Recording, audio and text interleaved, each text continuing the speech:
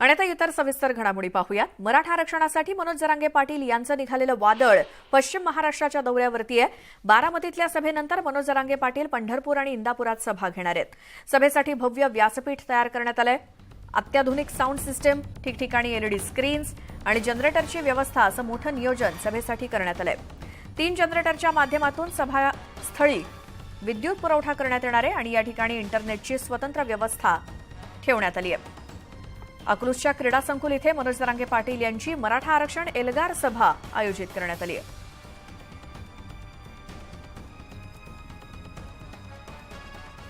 जरांगे पाटील हे महाराष्ट्राच्या दौऱ्यावरती आहेत आणि त्यांनी शिखर शिंगणापूर येथे जाऊन दर्शन घेतलं आणि सरकारनं आता मराठा आरक्षणाचा निर्णय लवकर घ्यावा अशी मागणी त्यांनी केली।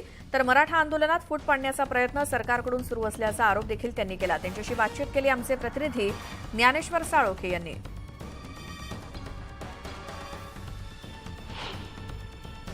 मराठा आरक्षण प्रश्नी महाराष्ट्र दौऱ्यावर असलेले जरांगे पाटील यांनी आज शंभू महादेवाचं दर्शन शिखर शिंगणापूर या ठिकाणी घेतलेलं आहे। खरं तर मराठी नेहमीच इथे दसऱ्याच्या निमित्त मोहिमा आखत असतात। तुम्ही सुद्धा आज दसऱ्याच्या निमित्तानं मोहीम आखले, इथं दर्शन घेताय, काय सांगाल?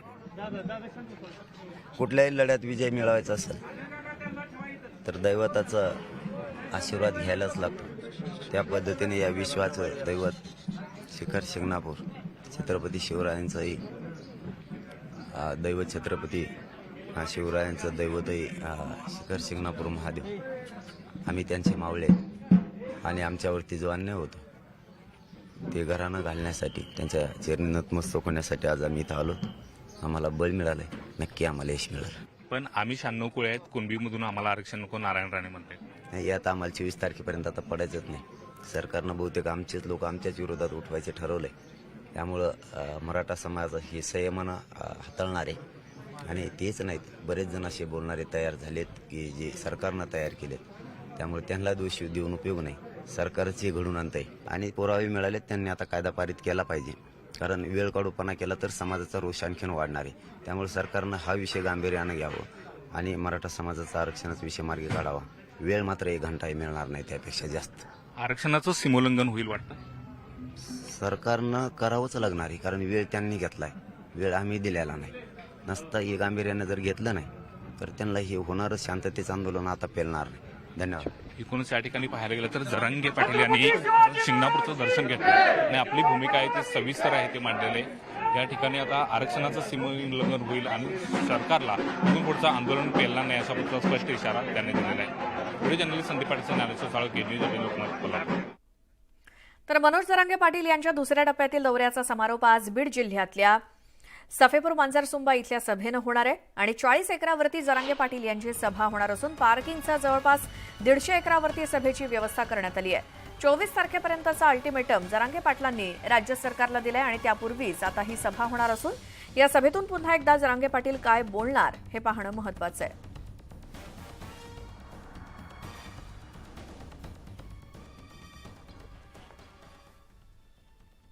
तर मराठ्यांना आरक्षण देण्यास सरकार कटिबद्ध आहे आणि सर्वांच्या मार्गदर्शनातून मराठ्यांना आरक्षण मिळावं ही सरकारची तळमळ आणि इच्छा आहे। मात्र जरांगे पाटील यांनी सरकारला अधिकचा वेळ देण्याची गरज आहे अशी प्रतिक्रिया मंत्री दीपक केसरकरांनी दिली। तर मराठ्यांचं मन मोठं आहे आणि जरांगेंनी सबुरी बाळगली तर शेवट चांगला होईल, त्याचसोबत या प्रकरणाचा देखील शेवट गोड होईल असं केसरकर म्हणाले।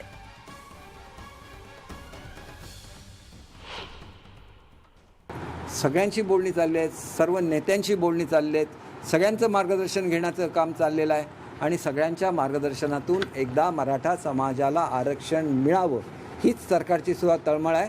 थोडीशी अधिकची मुदत देण्याची गरज आहे आणि मराठा समाज हा छत्रपती शिवाजी महाराजांचं रिप्रेझेंटेशन आम्ही त्यांच्यामध्ये बघतो। त्यांचं मन मोठं असतं। निश्चितपणे थोडीशी श्रद्धा सबुरी बाळगली तर everything is well that ends well, त्याचप्रमाणे या प्रकरणाचा सुद्धा शेवट अतिशय गोड होईल। मराठा समाजाला ओबीसीमधून आरक्षण द्या या जरांगे पाटलांच्या मागणीला कायदेशीर मान्यता आहे का? ही मागणी संविधानाच्या चौकटीत बसणारी आहे का? असे सवाल विरोधी पक्षनेते विजय वडेट्टीवारांनी केलेत।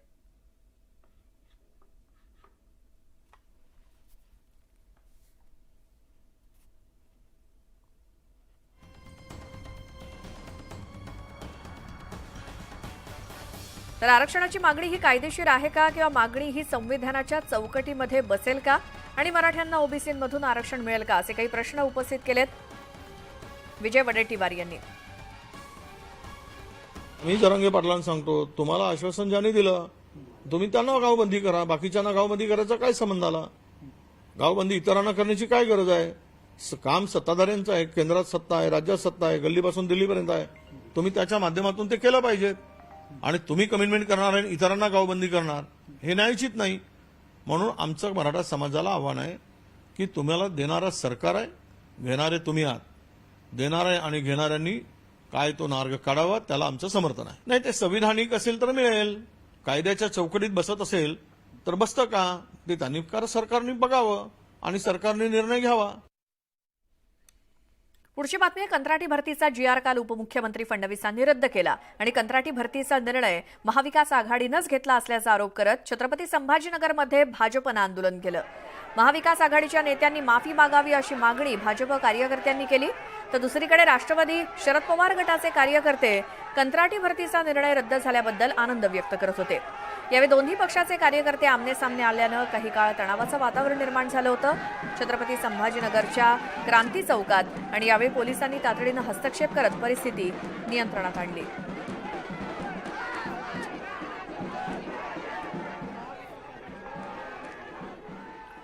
तर याच कंत्राटी भरतीवरून आक्रमक झालेल्या भाजपनं महाविकास आघाडीला घेरण्याचा प्रयत्न केला. काँग्रेस प्रदेशाध्यक्ष पटोलेंच्या प्रतिकात्मक पुतळ्याचं भाजपनं दहन केलं. बुलढाण्यात भाजपनं हे आंदोलन केलं.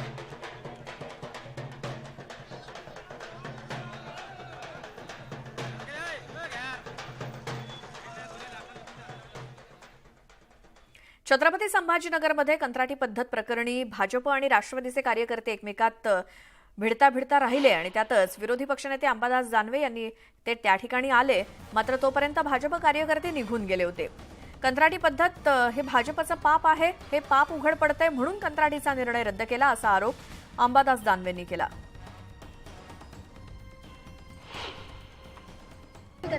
कंत्राटी पद्धत हे भारतीय जनता पार्टीचंच पाप आहे. काल या महाराष्ट्राचे उपमुख्यमंत्री ज्या तावातावाने बोलत होते, आधीची कंत्राटी पद्धती आताची कंत्राटी पद्धती जर नीट तपासली तर आताची कंत्राटी पद्धती किती संख्या, किती कमिशन आणि एजन्स्या कोणत्या,